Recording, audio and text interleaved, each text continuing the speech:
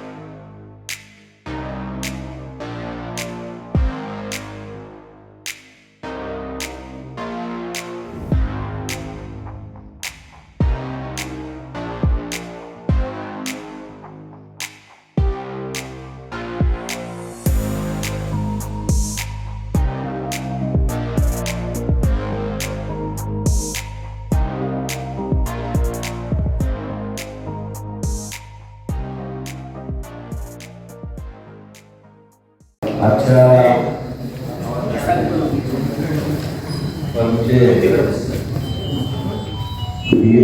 BR fruits या फर्मचे बाबासाहेब राऊत साहेबांनी जो पूर्वी लहान होता आता त्याला मोठ्या प्रमाणात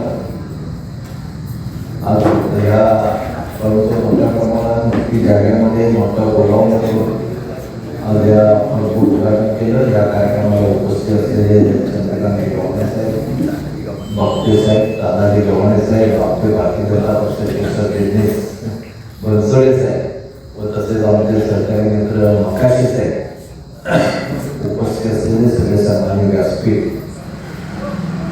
मी पहिल्यांदा त्यांचं जेव्हा उद्घाटन लहानसं ऑफिस उद्घाटन झालं त्या दिवशी मीच होते। त्यावेळी म्हटलं की बाबा सगळे लोक यार्डामध्ये जागा घेऊन कुठलेही आपलं फ्रुट्स किंवा फळाचं असू द्या आपले व्यवसाय करत असताना एजन्सी किंवा यार्डामध्ये जागा होता तुम्ही एवढं जाणून एवढं याच्यामध्ये कसं काय तुम्ही चालू केलं। आज हे सगळं बघितलं तर मला आमचं गेल्या वर्षी गुजरातची कंपनी आली। गुजराती कंपनी आल्यावर ते म्हणाले की आम्हाला व्यवसाय करायचा गाडी 1 एकरवर जागा पाहिजे। ते म्हणाले 1 एकरवर यार्डात नसते। तेव्हा मी चेअरमन होतो, ते म्हणजे यार्डात 1 एकरवर जागा मिळत नाही आणि त्यासाठी आपल्याला मिळू शकत नाही। ते म्हणजे यार्डातल्या आम्हाला यार्डाच्या बाहेर कुठेही यार्डाला कनेक्टेड रोड पाहिजे, एखादा 2-4 किलोमीटर लांब असं तरी चालतं। शेवटी मी त्यांना तुळजापूरला जवळपास 1.5 एकर जमीन मिळते। काल माझ्या घरात त्यांना 4 एकर जमीन पाहिजे। त्यांनी जाळी व्यवसाय करतात। आपल्या या सोलापूर जिल्ह्यामध्ये जाळी मोठ्या प्रमाणात मिळत असल्यामुळं उत्पादन होत असल्यामुळे तिथे सगळे संग्रहित करून त्यांनी मोठमोठ्या कंपन्यांना त्या जाळी पाठवायचा त्यांचा व्यवसाय। मग बाळासाहेबांनी पहिल्यांदा जेव्हा आपल्या गावातील नवनाथ बाबा गव्हाणे कंटिन्यू कंटिन्यू. मुनीर पठार, संतोष मकाशे,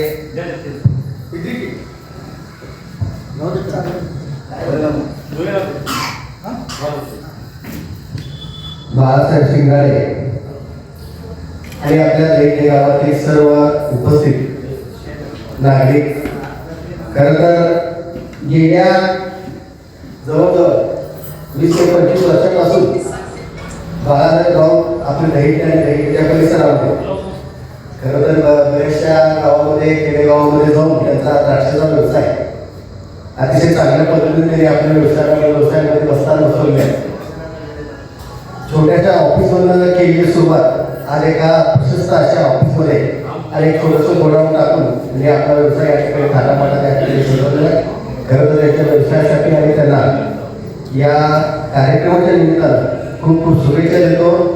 येणाऱ्या काळामध्ये सुद्धा BR फ्रूट्स आणि कंपनी फक्त आपल्या सोलापूरच्या परिसरात नाही तर संपूर्ण महाराष्ट्रामध्ये या ठिकाणी परिचयाला यावी अशी ईश्वरचरणी प्रार्थना करतो. त्यांचा व्यवसाय उद्दीपक व्हावा अशी आशावाद या ठिकाणी व्यक्त करतो. आणि अशा कार्यक्रमाच्या निमित्तानं आपण सगळे दैठे परिसरातील नातेवाईक त्यांचे मित्रमंडळी हे सगळे या ठिकाणी त्यांना शुभेच्छा देण्यासाठी या ठिकाणी उपस्थित आहेत.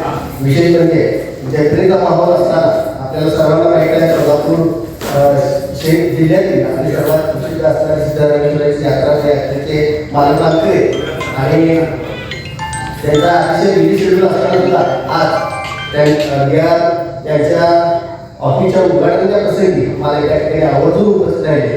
मालकांचं परिसर आणि कंपनीच्या वतीनं त्या ठिकाणी मालकांचं त्या ठिकाणी स्वागत करतो. त्यांचा आभार सुद्धा या ठिकाणी मानतो. आणि या ठिकाणी छोटासा या ठिकाणी सत्कार या ठिकाणी आताच त्या ठिकाणी मालकांनी संपर्क केलेला त्या कार्यक्रमाच्या निमित्तानं कार्यक्रमाचे प्रमुख आकर्षक आमचे मित्र प्राध्यापक सर व दैनिकी सर्व सन्माननीय सदस्य आणि नागरिक.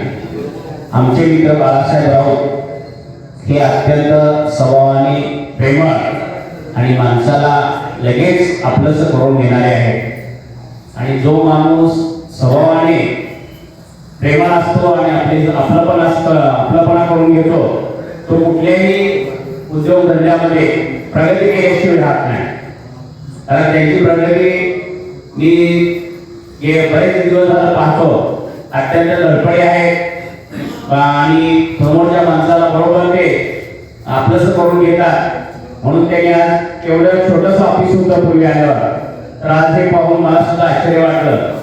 कारण एकदम कमी शिकलेला माणूस थोडं शिक्षण सुद्धा नाही आहे तरी पण त्यांची ही प्रगती खरोखरच एक तुलनीय आहे. तर या उद्योगधंद्यामध्ये त्यांना असेच यश लाभो एवढी मी सिद्धेश्वर प्रार्थना करतो आणि माझी 2 शब्द थांबवतो.